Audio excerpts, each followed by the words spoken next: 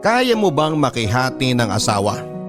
Kaya mo bang tiisin ang sakit na yung taong dapat para sa'yo ay kahati mo pa sa ibang tao? Ikaw, kaya mo ba ang ganitong sitwasyon? Papayag ka bang makihati? Papayag ka bang hindi mo makukuha ng buo ang isang bagay na alam mong ikaw ang higit na may karapatan? Papayag ka ba na dapat hawak mo siya pero dapat kang pumayag na ipahawak din siya sa iba pag sa'yo ay nagsawa na siya?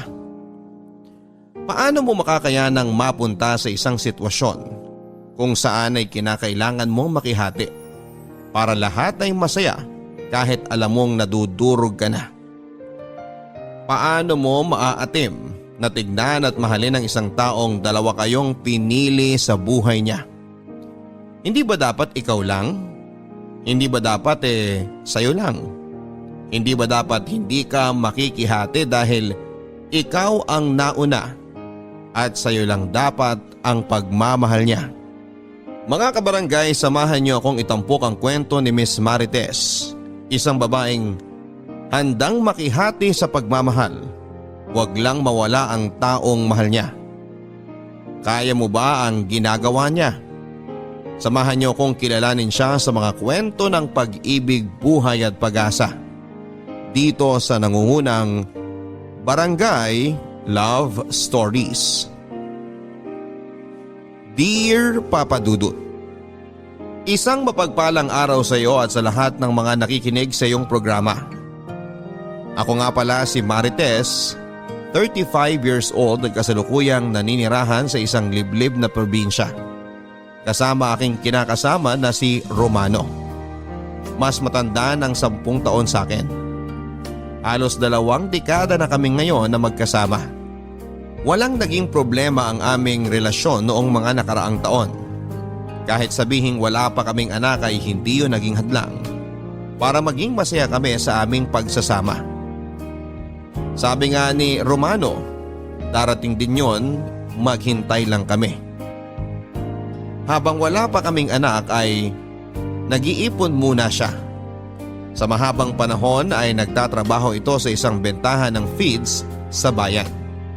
Kapag day off naman ito ay nasa bukid ito at nanguhuli ng mga daga, lalo na kapag panahon ng pag-aani.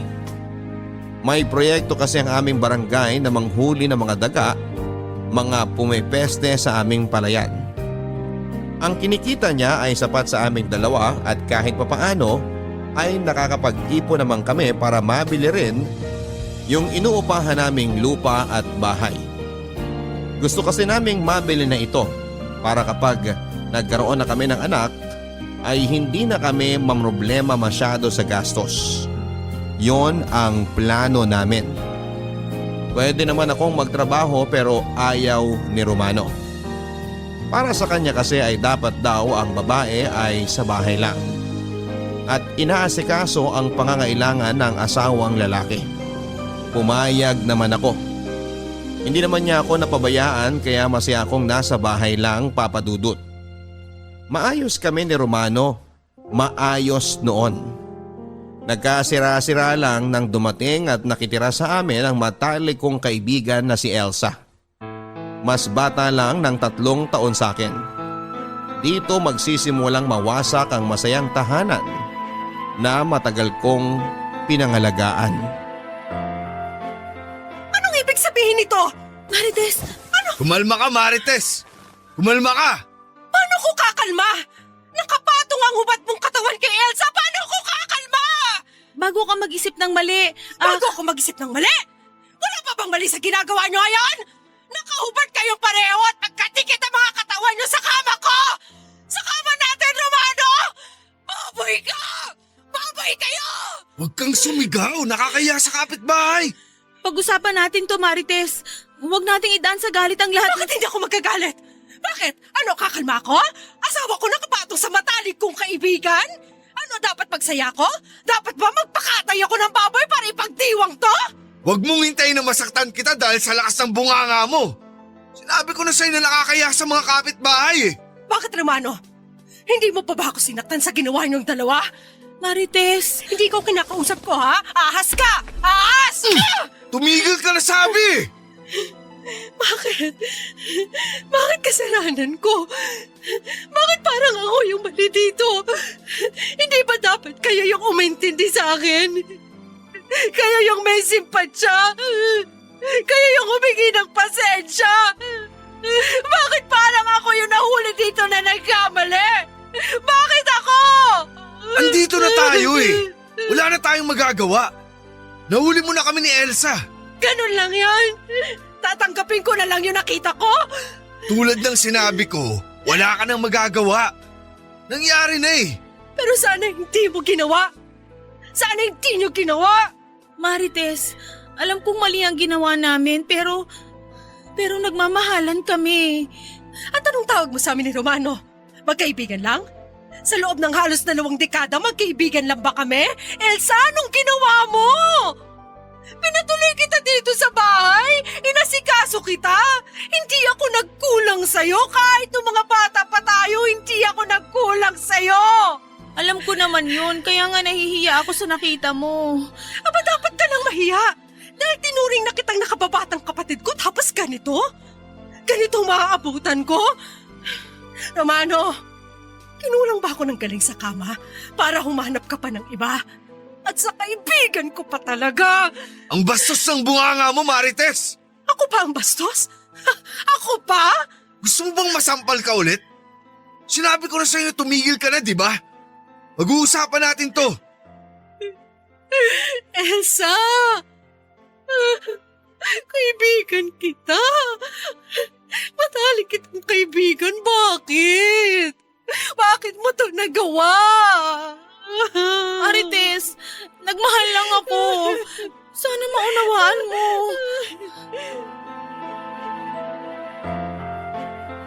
Maunawaan. Kulang pa ba ako sa pangunawa? Buong buhay ko ay inunawa ko si Elsa. Mga bata pa lamang kami ay matalik na kaming magkaibigan.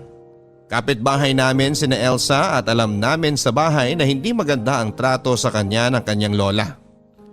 Wala na siyang magulang. Nawala na lang daw na parang bula kaya naman lumaki ito sa piling ng kanyang lola na halos hindi siya ituring na apo. Naririnig namin madalas ang pananakit nito kay Elsa. Minsan nga sa gabi ay hinahabol pa nito ng kawayang pamalo si Elsa sa tuwing umiiyak ito dahil sa gutom. Sobrang patpatin si Elsa noon, Papa Dudut.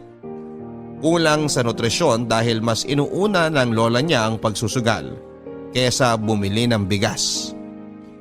Sinusubukan ng magulang ko na kunin si Elsa noon para sa amin na tumira, pero ayaw ng lola niya. Kailangan daw nito si Elsa para may inuutusan siya sa bahay dahil mahina na siya. Balak nga rin siyang pag-aralin ni nanay noon dahil grade 2 lamang ang tinapos nito. At hindi na ipinagpatuloy ng lola niya ang pag-aaral niya. Sapat na raw na marunong siyang sumulat at magbasa ng kaunti. Hanggang isang araw ay inatake sa puso ang matanda at yon ang naging dahilan para pumanaw ito. At naging dahilan naman para mapunta sa amin si Elsa. Dito na nagsimula ang pagkakaibigan naming dalawa. Dito na nagsimulang makihati siya sa mga bagay na meron ako. Lalong-lalo na sa pagmamahal ng magulang ko. Hindi naman yon problema dahil gusto ko rin naman na magkaroon ng kapatid at sa katauhan ni Elsa ay nagkaroon nga ako. Lagi kaming magkasama ni Elsa. Mula pagpasok sa eskwela hanggang sa paglalaro sa bakuran. Lumaking mahiyain ito sa akin lang ito komportableng nakikisama. Kaya nga sa magulang ko ay ilag pa rin ito, lalong-lalo na sa kanyang klase, Papa Dudut. Laging namumroblema ang kanyang mga guro dahil hindi ito umiimik sa klase. Hanggang isang araw ay nalaman na lang namin na hindi pala ito pumapasok. Pinagalitan ito ng nanay pero hindi naman sinaktan. Kinausap niya ito at sinabi ni Elsa na hindi siya sanay mag-aral. Natatakot daw siya sa ibang tao. Sa amin lang siya may tiwala.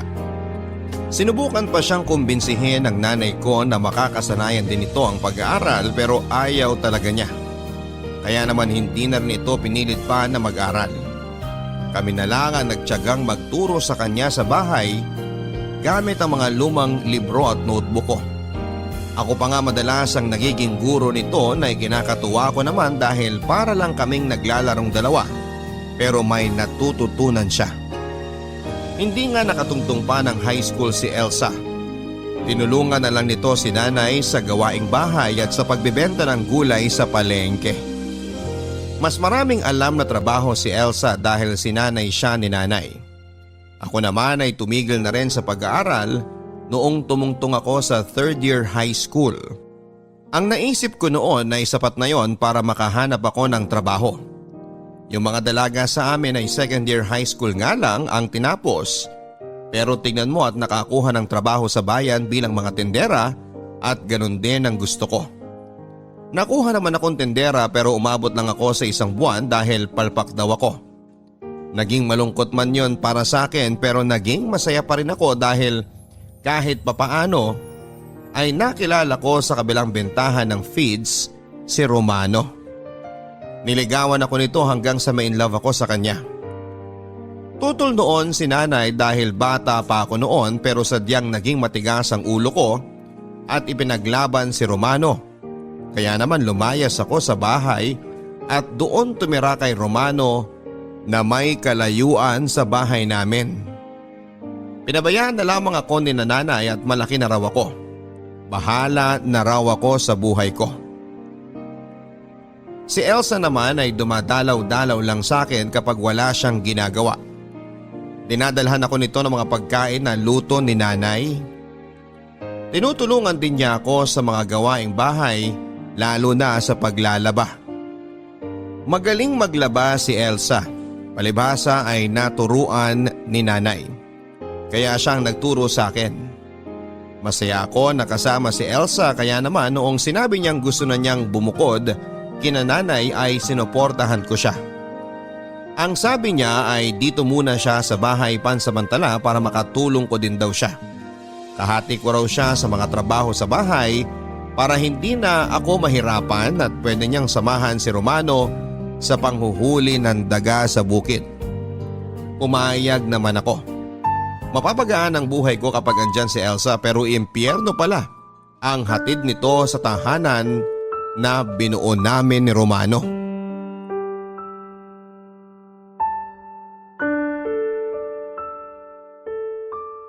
Anong gagawin natin ngayon? Tapusin yung namamagitan sa inyo ni Elsa at aalis siya rito. Ako? Aalis? Bakit? Dahil malandi ka. Dahil sa'yo nang galing ang kati ng higad. Para namang di ka naging makati dati kay Romano eh. Natatandaan mo pa ba? Ikaw ang dahilan kung bakit sila nagkahiwalay ng kinakasama niya noon. Aba talaga? Tumahimik na kayong dalawa! Ang pag-uusapan ay yung ngayon at hindi yung noon. Tama. Pag-usapan natin ngayon, yung ngayon na nangyari sa inyo. Uulit-ulitin ba natin yun? Oo, nagsiping kami. Hindi lang 1 beses kundi ilang beses habang wala ka o habang tulog ka. Habang tulog ako? Madali lang namang gawin yun sa sala. Tulog mantika ka kasi. Elsa, tumigil ka na. Anong gusto mo mangyari, Romano? Papalayasin mo ba ang babaeng yan o… Oo, ikaw yung lalayas. Bakit ako nga alis? Akong legal na asawa. Ay, kasal ba kayo? Di ba hindi? Ilusyonada. Talagang Tumigil kayong dalawa! Tumigil kayo! ipaglalaban ko ang karapatan ko bilang bilang kinakasama mo sa mahabang panahon. Ako ang may karapatan sa'yo. May karapatan din ako. Sa lagay nating dalawa, ako ang nauna. Pumangalawa ka lang. Ako nga yung pangalawa pero ako yung nauna. Naunang mabuntis niya. Buntis ka? 2 buwan. Bakit ngayon mo lang sinabi? Nagkakagarapalan na naman sa pwesto sa buhay mo eh. Ilalabas ko na ang baraha ko. Marites, umalis ka na. Talo ka na. Kaano niyo na ako katagal niloloko? Gusto mo talagang malaman? Mga 7 buwan na siguro. Eh si Romano naman kasi, ayan, di nakapagpigil. Masyadong ginanahan sa akin. Eh masisisi mo ba siya? Tingnan mo nga yung katawan mo kumpara sa akin. Masyado ko ng tuyo para pagnasaan pa nitong si Romano. Ang kapal din ang mukha mo, Elsa. Kung gaano kaganda yung hubog ng katawan mo, gano'n namang kasama ang hubog ng ugali mo. Ipapabarangay kita! Bakit ako? Kaming dalawa ni Romano ang gumawa nito. Ikaw lang ang gusto kong madiin dito dahil ikaw yung nangati at nagpakamot. Nangati rin si Romano. Sadyang magaling lang akong mangamot kaya sa akin siya lumapit. Sabi nang tumigil na kayo eh. Ayusin mo to, Romano. Mamili ka sa amin. Ako at ang anak mo? O siya? Wala akong pinipili sa inyo. Huwag mo sabihin pinapaalis mo kami. Wala akong pinipili. Pero pareho kayong mananatili rito hanggat pinag-iisipan nating tatlo kung ano ang dapat gawin. Pero Romano… Wala nang pero. Sumunod na lang kayo pareho.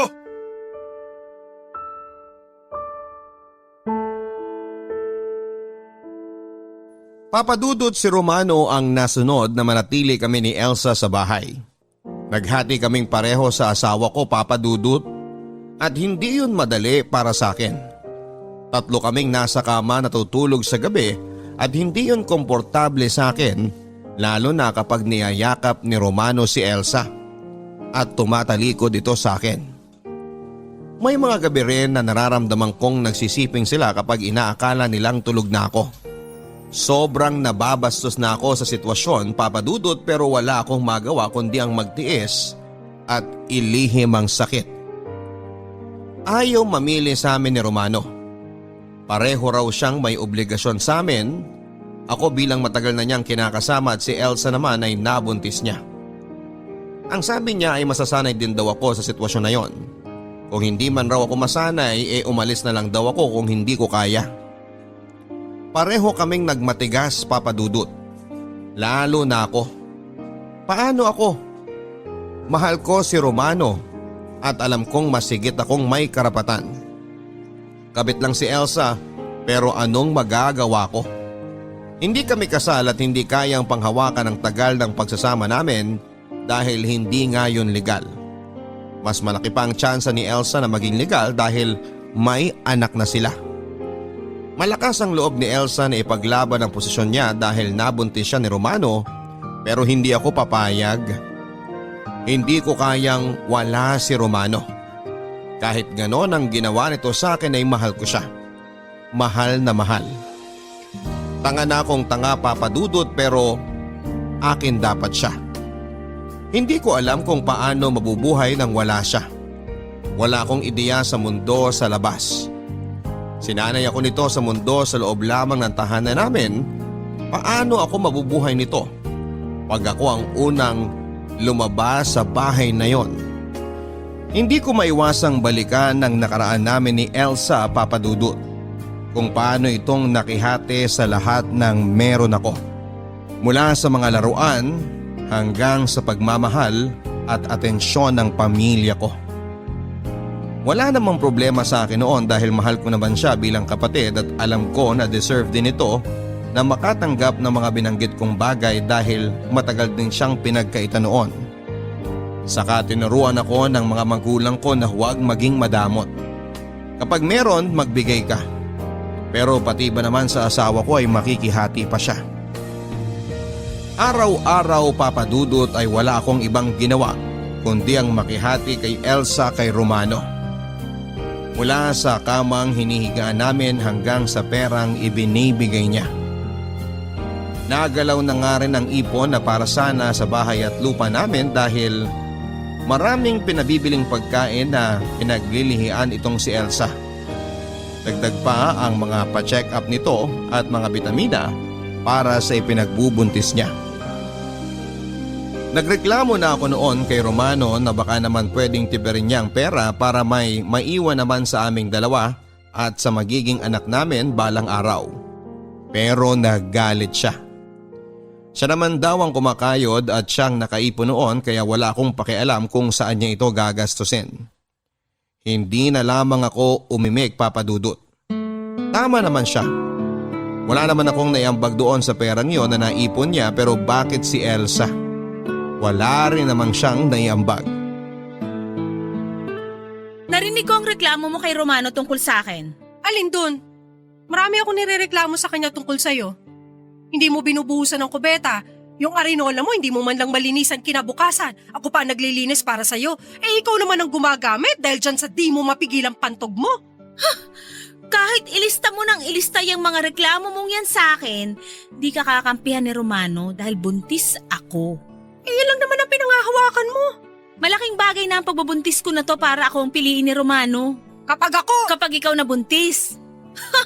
Aba, kailan pa? Ikaw ba yung nagpa-check up na? Halos 2 dekada na kayong magkasama pero di pa rin kayo nakakabuo. Wala naman sa kanya ang diferensya dahil nasa sinapupunan ko ang ebidensya. Paano naman nakakasiguro si Romano na anak nga niya yan? Sa sobrang kakatihan mo, malamang hindi lang si Romano kumamot sa'yo. Hoy Marites, si Romano lang ang lalaking nakagalaw sa akin at alam mo yan. Alam ko?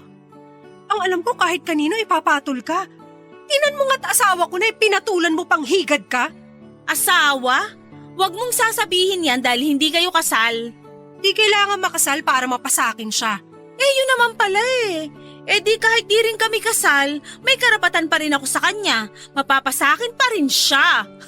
Napakademonyo mo, Elsa. Tinuruan ka naman ng magandang asal na magulang natin ah. Ay, hindi! Magulang ko na inagaw mo rin ang atensyon sa akin. Kasalanan ko pa ba kung sa akin nila ibinigay ang atensyon nila, ako yung laging tumutulong sa kanila? Samantalang ikaw, puro ka pasarap nun. Kaya kahit pagpapakulo ng tubig, hindi mo alam. Kaya ayan, tingnan mo sarili mo. Di ka makaalis dito sa bahay ni Romano dahil alam mong wala kang alam gawin sa mundong to. Paano ka nga naman mabubuhay, di ba? Wala ka nang karanasan sa trabaho sa labas. Pati pa dito sa bahay, palpak. At bakit ikaw? Kung totoong matapang ka at marami kang alam na trabaho tulad ng pinagmamalaki mo, bakit ka pa nandito? Bakit hindi mo buhayin yung sinasabi mong anak ninyo ni Romano ng mag-isa, di ba? Ay, mukhang hindi mo rin kaya. Sino ba naman kasi ang tatanggap sa'yo sa trabaho grade 2 lang ang tinapos mo. Mas mahina pa sa kamote ang utak mo. Talagang, hindi ka naman siguro makukunan sa isang sampal, no? O gusto mo dalawahin ko pa para sigurado? Natuto na akong mas lumaban pa, Papa Dudut. Hindi ako papayag na magreyna-reynahan si Elsa sa bahay na ako naman ang kasama ni Romano na bumuo. Sa tuwing minamalditahan ako nito ay dinodoble ko ang balik sa kanya. Mas lalo nga kaming parang mga panabong na manok kung magsalpukan tuwing wala si Romano. Napagpapatigasan kaming dalawa lalo na sa paglilinis at sa pag-aayos ng bahay. Madalas, Papa Dudut, ay nananadya na itong si Elsa. Hindi na ito talaga nagbubuhos ng kubeta kahit mismong dumi na niya. Tinatapon pa nito sa sahig ang laman ng arenola kapag naglilinis ako ng sahig. At bilang ganti ay ginagamit ko ang mga salwal nito na panlinis ng sarili niyang ihi sa sahig. Magagalit ito at tatawanan ko lang. Para kaming dalawang kontrabida sa teleserye na pinagsama sa iisang bahay. Parehong masama ang ginagawa namin sa bawat isa. Hindi namin alam kung sino ang mabibigyan ng magandang ending sa amin dahil pareho namang nagiging masama ang ugali namin dahil lamang sa iisang lalaki. Gustong gusto ko nang magsumbong sa mga magulang namin sa ginagawang ito ni Elsa pero hindi ko magawa. Alam kong sa akin din lang ang balik ng sermon ng mga magulang ko. Una, sisisihin nila ako sa kung bakit kasi si Romano ang pinili ko. Samantalang pinagsabihan na nila ako dati pa at pangalawa, bakit ko kasi pinaglapit sina Romano at Elsa. Gayong alam kong hindi matuwid na lalaki itong si Romano. Kaya naman bago pa iratrat sa akin ito ng mga magulang ko, Papa Dudut, itatago ko na lang. Malayo naman kami sa kanila at walang kamag-anak o kakilala na malapit sa aming barangay para isumbong ang nangyayari sa amin. Saka isa pa, Papa Dudut, ay si Elsa ang paborito sa amin kahit ako ang totoong anak. Tama naman si Elsa. Siya lagi ang naaasahan ng magulang ko noong nandun pa siya sa bahay. Wala akong halos na itulong sa bahay noon kahit noong nakatira pa ako doon. Lumaki akong tamad, palibhasa alam kong andyan si Elsa na tutulong kina nanay. Ang hirap, Papa Dudut. ang hirap na mag-isa kong kinikimkim ang problemang ito. Wala akong ibang pwedeng masabihan dahil ang panghuhusga ay malamang sa akin ibabato talaga. Sinubukan kong masanay na gano'n na ang sitwasyon. Tanging ginawa ko na lamang ay nagpakabuti ako lalo na kay Romano. Hindi ko na rin pinatulan pa si Elsa para hindi na dumagdag pa sa problema at stress ko. Mas pagsisilbihan ko na lang mabuti si Romano para makita niya ako at karapat dapat sa buhay niya at hindi si Elsa. Pero sadyang mapanakit ang tadhana dahil kahit na anong gawin ay mukhang si Elsa ang mananalo.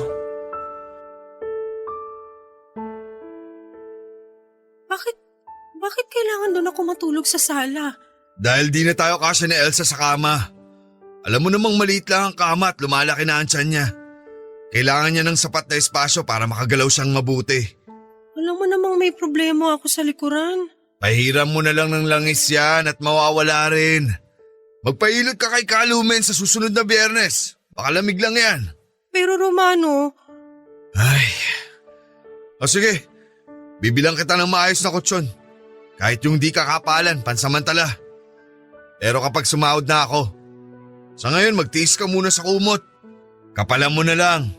Pwede rin naman ako makahingi ng karton ng sigarilyo dyan sa tindahan. Pagpatong-patungin mo na lang para kumapal. Medyo may kalambutan din naman ang karton eh. Di pa malalamigin ang likuran mo. baka naman pwedeng sasahig na lang ako ng kwarto. Doon na lang ako maglalatag, natatakot akong matulog sa sala. Ang tanda mo na, Marites. Matatakotin ka pa rin. Alam mo namang nasanay na ako nakasama ka. Eh di wag mo na lang patayin ang ilaw para di ka matakot. Di naman yun eh. Eh ano? Sabi mo natatakot ka. Natatakot ako na kapag hindi na kita nakakatabi, hindi mo na ako mamahalin. Ganun ba kababaw ang tingin mo sa akin? Masisisi mo ba ako matapos yung nangyari sa inyo ni Elsa? Ibabalik mo na naman ba yan? Kala ko ba tanggap mo na? Kala ko ba napatawad mo na ako? Napatawad, oo. Pero hindi nakalimot. Kahit iuntog mo ng paulit-ulit ang ulo ko sa bato, hindi ko makakalimutan ang ginawa ninyo.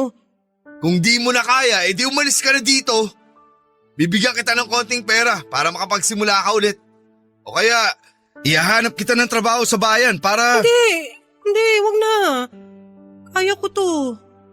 Kakayanin ko to. Ay, konting tiis na lang. Kapag nakapanganak na si Elsa, balik ka ulit sa kama natin.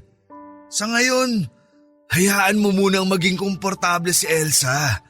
Dahil ginagawa ko lang naman yun para sa magiging anak naming dalawa.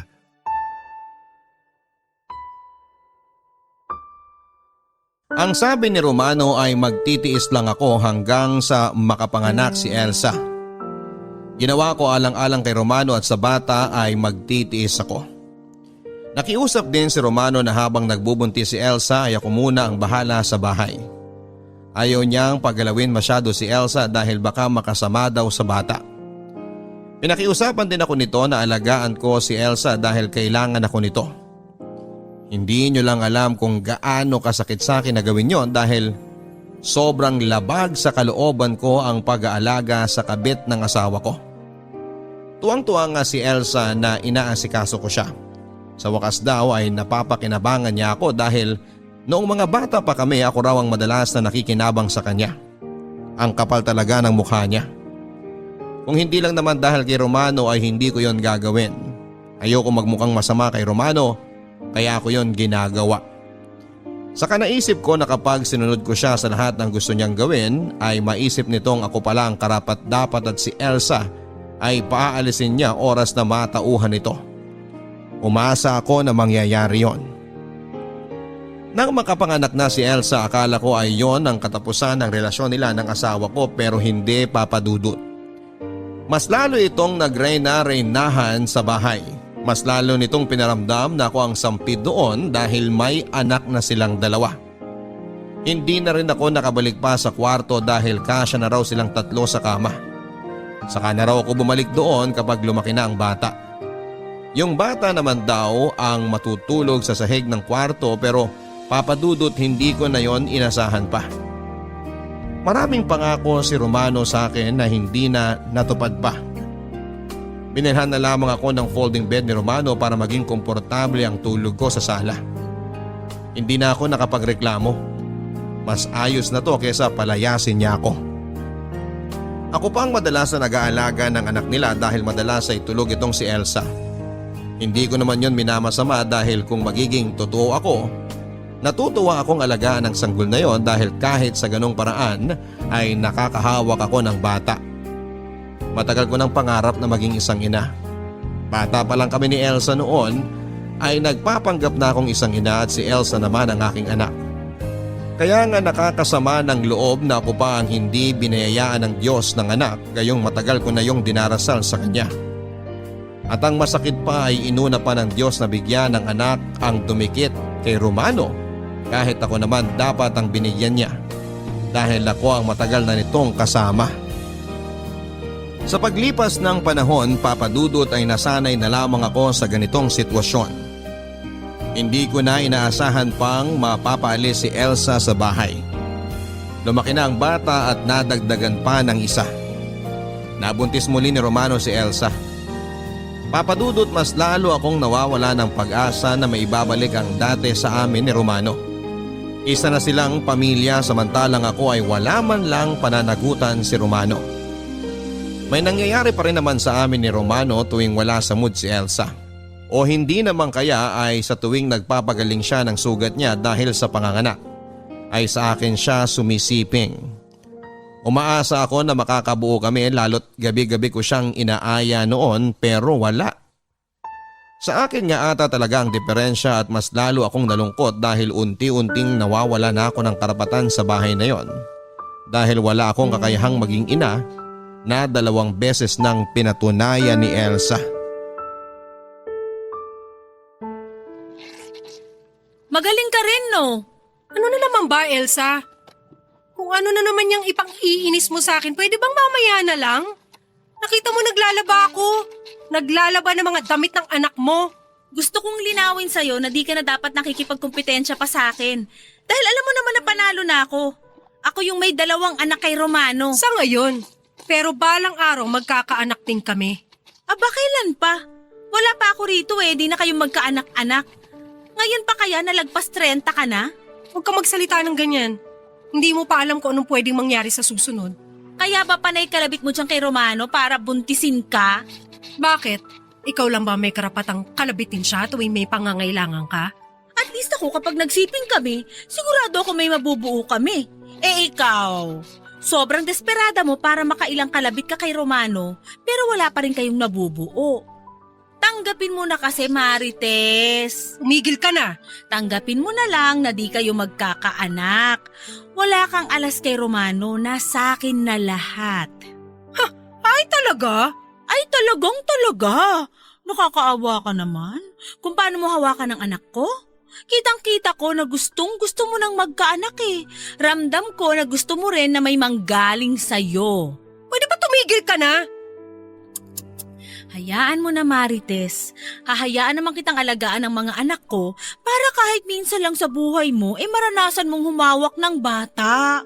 Huwag ka lang masyadong mapapamahal sa kanila, ha? Alam mo naman, di ikaw ang ina. Sinabi ko tumigil ka na Oops! Nasasaling ko na ba yung pusong ina mo?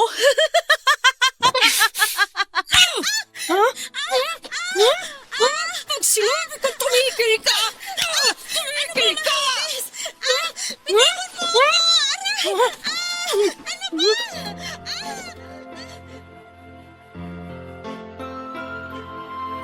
Nandilim ang paningin ko noon, Papa Dudut. Hindi ko na kinaya pa ang pangiinsulto niya sa akin. Nilublog ko siya sa tubig kung saan ay nilalabhang ko ang mga maduduming damit ng mga anak niya. Hinila ko ng hinila ang buhok niya at ilang beses kong pinagsasampal ang mukha nito hanggang sa mismong palad ko na ang napagod. Wala siyang magawa. Marahil ay nabigla ito sa ginawa kong pagsugod at hindi niya marahil inaakala na magagawa ko yon dahil nasanay ito na hanggang salitaan lang ang labanan naming dalawa. At noong mga nakaraan pa ay hindi ko siya masyadong pinapatulan pero sa ngayon ay sumagad na siya. Hindi ko hahayaang babuyin niya ang pagkatao ko lalong lalo na ang pangarap kong maging isang ina. Saka lang ako napatigil nang marinig kong umiiyak ang dalawang anak niya na nakatingin pala sa ginagawa namin. Pasalamat siya sa mga anak niya dahil kung hindi, baka ubos na ang buhok nito sa pananabunot ko sa kanya. Nang mahimasmasan ako ay lumabas ako ng bahay para bumili ng soft drinks. Kailangan kong malayo muna pansamantala kay Elsa dahil hindi ko alam kung ano ang pwede kong magawa sa kanya kung hindi ko yon gagawin. Kinumusta ako ng tendera kung bakit ganon ang itsura ko. Mukha raw akong nakipagsapakan. Ang sabi ko naman ay napagod lang ako maglinis ng bahay kahit na hindi kumbinsido ay tumango na lamang ito at saka hinayaan akong maubos ko ang soft drink. Panayang tulo ng mga luha ko. Bakit ba kami umabot sa ganon? Bakit ba ako umabot sa ganon? Hindi ako masamang tao, alam ko yon sa sarili ko, pero habang pinaglalaban ko ang karapatan ko sa bahay namin ni Romano, ay nagkakasungay ako at mas lalo itong tumatala sa pagdaan ng panahon. Ano bang nangyayari sa akin? Hindi ako ganito at hindi ito ang Marites na kilala ko. Sa nangyaring yon, Papa Dudut, ay inaasahan ko nang magsusumbong si Elsa kay Romano. Alam kong praktisado na nito ang sasabihin niya. Hindi nga ito nagpalit ng damit at nagsuklay. Inayaan nito na manatili ang itsura niyang ganon hanggang sa makauwi ng bahay si Romano. Naaalala ko pa ang bungis-ngis nito na ala demonyo habang hinihintay si Romano. Panay ang tingin nito sa akin na nagbabanta na dahil sa ginawa ko sa kanya ay mas lalong magkakaroon ng dahilan si Romano para paalisin ako at piliin silang mag-ina. Hindi ako papayag. Kung merong mang aalis doon ay si Elsa yon at hindi ako. Bakit mo naman ginawa yun kay Elsa? Tapos na pala siya magsumbong. Nakatulog na rin siya at ang mga bata. Malamang pagod na pagod yan sa pag-iimbento ng sasabihin sa'yo kaya mabilis nakatulog. Nakita ng mga bata ang ginawa mo. Di magsisinungaling ang mga bata. Alam nilang sinaktan mo ang nanay nila. Kung sinaktan ko man si Elsa ay dahil kasalanan niya yun. Kailangan ba magresulta sa sakitan niyang awan yung dalawa? Kung hanggang ngayon may galit pa rin kayo sa isa't isa, baka naman pwede magbangay na lang kayo gamit yung mga salita niyo. Magmurahan kayo! Bahala kayo! Magtahulan kayo na parang mga aso sa kanto. Wala akong pakialam. Pero wag kayo magsasakitan ng pisikal sa harapan ng mga bata. Dahil di magandang ehemplo yun. At sa tingin mo, Romano, ang ibahay ang dalawang babae, magandang ehemplo ba yan sa mga anak ninyo? Bata pa sila. Mauunawaan nila yan paglaki nila. Naiintindihan na nilang nangyayari at sa ayaw at gusto mo magtatanong ang mga yan. Di naman porket nagtanong sila sasagutin na. Pwede namang itikom ang bibig para di na lumala ang sitwasyon. Pero wala sana tayo sa sitwasyon na to kung hindi kayo naging marupok ni Elsa. Ibabalik mo na naman talaga yan, Marites. Ilang taon na nakakalipas. Oo, nagkamali ako. Pero ano bang ginagawa ko? Bumabawi naman ako Bumabawi? Kung bumabawi ka, bakit hindi ko nararamdaman? Bakit parang apay-ngapay ako rito? Bakit wala ako nakukuha sa'yo? Walang nakukuha? Di pa ba sapat na binubuhay pa rin kita? Pinapatuloy dito? Pinapakain? Bago pa man dumating si Elsa, ginagawa mo yan sa akin dahil ako ang nauna sa'yo. Ako ang asawa mo. Pareho ko kayong asawa ni Elsa. Maging patas ka naman. Ako pa ang dapat maging patas? Ha, ako na nga yung napilitang makihati. Ako pa yung sasabihan mo maging patas. Di ganyan ang ibig kong sabihin. Ano bang ibig mong sabihin? Kasi wala namang malinaw sa lahat ng mga sinasabi mo Araw-araw nagiging malabo ang lahat. Wala na ako makita pang totoo sa mga salita mo. Mahal kita, Marites. Pero bakit hindi akong piliin mo? Dahil mahal ko rin si Elsa. Pero ako ang nauna sa'yo. Pero siya ang ina ng mga anak ko. Lintik na mga anak na yan! Dahil hindi kita mabigyan ng anak kaya ginaganyan mo ako? Halika ngayon sa kwarto. Paulit-ulit tayo magsiping para makabuo tayo para magkaroon ulit ako ng karapatan sa'yo. Ano ba, Marites? Halika na! Marites, umayos ka. Baka magising ang mga bata. Hayaan mo sila. Di ba sabi mo nga paglaki nila, may intindihan din naman nila ang lahat? Hubarin mo na yung damit mo! Kung di ka titigil sa kabaliwan mo, mapipilitan akong piliin si Elsa at iiwan kita mag-isa!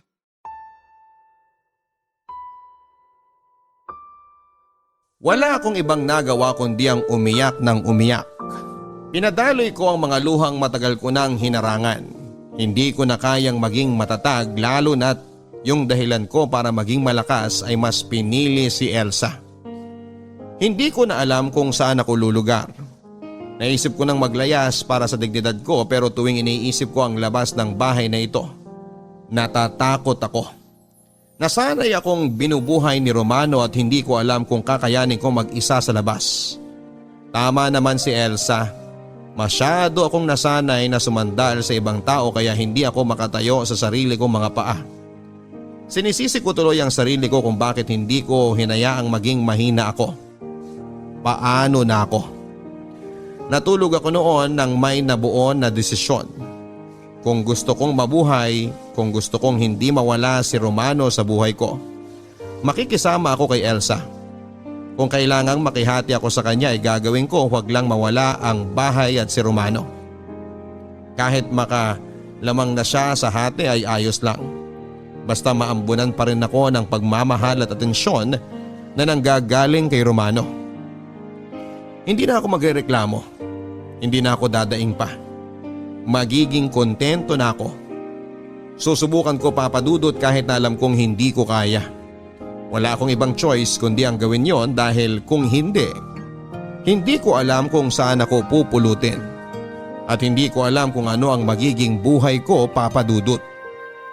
Gusto ko na lamang mamanhid sa tuwing iniisip ko na kailangan kong kayanin ang sitwasyon na ito na hindi ko naman ginusto at mas lalo lamang akong nahihirapan. Bakit ba ako ang kailangang mag-adjust? Bakit parang ako pa ang napaparusahan sa kasalanang hindi naman ako ang gumawa? Gabi-gabi akong nagdurusa sa tuwing naririnig ko ang masayang tawanan ni na Romano at Elsa sa kwarto. Yung tawanang dati kaming dalawa lang ang nagpapalitan pero ngayon ay pinalitan na ni Elsa ang pwesto ko. Naaalala ko tuloy ang naging pagkakaibigan namin dati ni Elsa. Ano na bang nangyari sa aming dalawa? Wala naman akong maalalang naging galit niya sa akin noong bata pa lamang kami. Lahat ginawa ko para maging mabuting kaibigan at kapatid sa kanya. Hindi ko man siya natulungan sa ibang gawain sa bahay pero hindi ako nagkulang sa kanya. Tuwing kaarawan nito ay lagi akong may regalo sa kanya na laruan o kung anuman yung maibigan niyang pagkain. Pinag-iipunan ko yon galing sa mga baon ko para may sorpresa akong iregalo sa kanya tuwing sasapit ang kaarawan niya. Wala ring nangaapi sa kanya masyado noon dahil tuwing may gumagawa noon ay ako ang humaharap at nakikipag-away para sa kanya. Bunsong kapatid na ang turing ko sa kanya, Papa Dudut. Ate na ang tingin niya sa akin, bakit kailangan kaming umabot sa ganito? Hindi pa ba sapat yung pag-aalaga ko sa kanya tuwing nagkakasakit ito? Yung pagtatakip ko sa mga kasalanan niya tuwing nakakabasag siya ng mga gamit at ako ang umaako ng lahat ng yon. Ako ang nagturo sa kanyang maging pulido sa pagbabasa, pagbibilang at pagsusulat. Binilhan ko rin ito ng mga song hits noon dahil hilig niya ang pagkanta. Nererentahan ko rin ang gitara ng isang kapitbahay namin para lamang matuto siyang maggitara. Pati mga poster ng paborito niyang mga artista ay ako ang bumibili para may maidikit siya sa kwarto namin. Kinakantahan ko siya sa gabing maulan at makulog para mawala ang takot nito. Ako ang pinangsasangga niya sa mga asong tumatahol kapag naglalakad kami sa kanto. Ako ang umaakyat sa mga puno para kuhanan siya ng mga paborito niyang prutas. Ako lahat, Papa Dudut, ang gumagawa noon pero bakit ngayon? Sinuklian niya ng kasamaan ang naging kabutihan ko sa kanya. Naaalala ko tuloy yung naging usapan at pangako namin sa isa't isa noong mga bata pa lamang kaming dalawa. Sana paglaki natin magkasama pa rin tayo sa iisang bahay, no? Oo nga, kahit sa kubo lang basta magkasama tayong dalawa. Walang iwanan? Bakit naman kita iiwan? Basta pag malaki na tayo, magtatrabaho ako. Ako rin magtatrabaho para tulungan ka. Gusto ko doon ka lang sa bahay para maglinis. Alam mo naman, mas magaling ka maglinis at mag-asikaso ng bahay eh. O sige, pero paano yan kapag nag-asawa ka na? Ay, hindi ako mag-aasawa. Nakakadiri yun oh. Sabi ni nanay, balang araw daw mag-aasawa rin tayo. Eh di yung magiging asawa ko, dapat mabait. Para ano? Para payagan niya ako na tumira ka sa bahay. O kaya kapag ako naman yung naunang mag-asawa, di dun ka sa akin titira. Pwede rin ganun. Tapos, didikitan natin na maraming poster ng mga artista yung kwarto natin. Teka, magkatabi pa rin ba tayo kapag nagkaroon tayo ng sariling bahay? Pwede naman, bakit hindi? O kaya, papagawa ko ng isa pang kama sa kwarto para dun ka. Yung double deck ba yun? Ay oo, gusto ko yun! Ayoko rin kasi mag-isa sa kwarto. Nakakatakot lalo na kapag malakas yung ulan. Dun daw talaga lumalabas yung mga engkanto kasi gusto nila makisilong sa bahay ng tao. Oh, sino naman nagsabi niyan? Yung kalaro ko. Tinatakot ka lang nun. Hindi ka ba natatakot mag-isa? Natatakot, pero kasi pagkasama kita at ramdam kong takot ka na rin, dapat ako na yung matapang. Hindi pwedeng pareho tayong takot. Hayaan mo, balang araw magiging strong at hindi na ako matatakotin, Marites. At balang araw, magiging magkasama na tayo sa isang bahay. Pangako yan At pangako hindi tayo mag-aaway kahit kailan. Pangako? Pangako.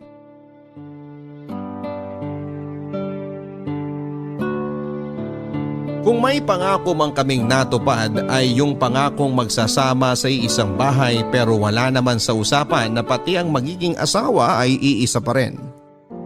Yung inosenteng pangako namin sa isa't isa ay nangyayari na ngayon at sobrang bigat na to pa rin at panindigan ng pangakong yon. Habang binabalikan ko ang nakaraang yon namin ni Elsa ay hindi ko maiwasan na maiyak. Sinisisi ko na lang ang sarili ko, Papa Dudut, kung bakit ko siya pinatuloy doon. Kung siguro ay hindi ko siya pinatira sa bahay ay hindi matutokso si Romano sa kanya. At wala kami sa komplikadong sitwasyon. Hindi ko na namalayan na napapalakas na ang iyak ko hanggang sa maramdaman ko na lamang ang paghaplos sa aking balikat. Inaasahan kong si Romano yon pero nagkamali ako at si Elsa ang nakita ko, Papa Dudut.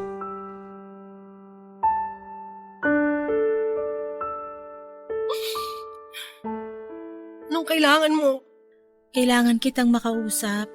Kung ipag-uutos mo na naman na laban ko ang damit ng anak mo o kaya yung panty mo, lagay mo na lang sa gilid ng poso at ako na maglalaba pagkagising ko. Hayaan mo na ako magpahinga rito. Marites, harapin mo naman ako. Ano pa bang kailangan mo, Elsa? Panalo ka na, di ba? Gusto mo pa bang idurayan sa mukha ko? Pang kailangan mong gawin sa akin para makontento ka na sa pagkapanalo mo. Patawarin mo ko. Marunong kang humingi niyan? Alam kong mula nung dumating ako sa buhay mo, kinailangan mo ng masanay na may kahati. Hanggang sa asawa mo nakihati pa rin ako. Patawarin mo ako. Huwag ka mag-alala. Sanay na ako, di ba? Sanay na ako na laging nag-aabot sa'yo. Hinihintay ko na lang na mamanhid ako para tuloy-tuloy ka na lang sa pakikihati. Hindi ako masaya sa nangyayari, Marites. Namimiss kita. Namimiss ko yung pagiging magkaibigan natin. Nahihirapan ako. At paano naman ako? Sa tingin mo ba hindi ako nahihirapan sa ginawa niyong sitwasyon? Sa ating tatlo, ako yung pinaka-naipit dito. Wala naman akong ginawa sa inyo. Naging mabuti ako sa inyo pero anong ginawa niyo? Pinaramdam niyo sa akin na wala akong karapatang makakuha ng buong kaligayahan. Kaya nga ako lumalapit sa'yo para ayusin ang lahat.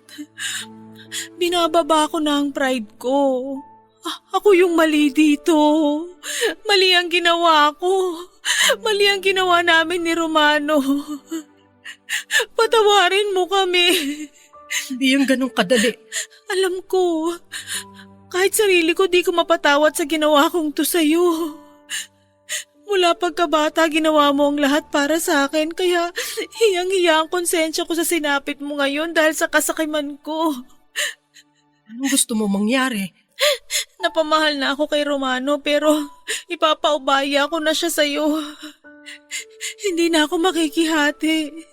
Ibabalik ko na siya ng buong buo sa'yo. Alam mong hindi siya papayag sa gusto mo. Alam mong mahal ka rin niya, paborito ka pang asawa. Ang gusto mo ba umalis na ako rito? Bakit hindi? Kung gusto mo talaga mapatawad kita at makalimot ako sa ginawa niyo, umalis ka. Pero paano ang mga anak ko? Maliliit pa sila. Di ko sila kayang buhayin at ngayon, buntis ako uli. Di ko alam kung makakaya kong mag-isa. Kulang ako sa pinag-aralan, alam mo yan. Walang tatanggap sa akin. Anong gusto mo mangyari? Makikiusap ako sa'yo na dito kami titira ng mga bata pero isasauli ko na si Romano sa'yo. Kahit yun lang, di na ako makikisiping sa kanya. Babalik ka na sa kwarto niyo pero hayaan mo ako magpasustento sa kanya para sa aming mag-iina. Paano kung gusto pa rin niyang maging asawa ka? Tingnan mo nga at binantis ka niya uli. Samantalang ako, hindi ko na maalala kung kailan niya ako huling kinama. Tatanggi ako sa kanya, hindi ako. Basta pipigilan ko siya. Mahal ka rin niya, Elsa. Baka nga mas higit pa sa akin. Mahal ka rin niya. Pero mas mahal ka niya. Alam ko yun. Rinig ko sa mga tawanan niyo at sa mga tinginan niyong dalawa. Alam ko, mahal niyo ang isa't isa. Oo, andun pa rin ang pagmamahal niya sa akin pero angat pa rin yung sayo. Masaya siya sa'yo at masaya ako kapag alam kong masaya siya. Anong gusto mong gawin sa sitwasyon natin? Hindi naman pwedeng... Maghahati pa rin tayo sa kanya. Sigurado ka? Andito na rin naman tayo bakit hindi pa natin ituloy? Nasanay na rin naman tayo kahit papano sa sitwasyon. At alam mong pareho nating hindi kaya na mawala si Romano sa atin kaya manatili na lang tayo sa ganito. Pero... Ang pakiusap ko lang, ayusin nating dalawang relasyon natin. Yun na lang ang pakonsuelo ko sa lahat na nangyayari na to. Ibalik natin yung pagkakaibigan. Ibalik natin yung pagiging magkapatid natin. Magiging sapat na yun. Marites... Yun na lang ang nakikita kong paraan para kahit papano madaling huminga sa sitwasyon na to. Nasanay na ako nakahati ka sa lahat. Pero hindi ako sanay na hindi maayos ang relasyon natin. Ano, payag ka ba sa gusto ko? Payag. Huwag ka na umiyak. Kaya natin to. Kakayanin.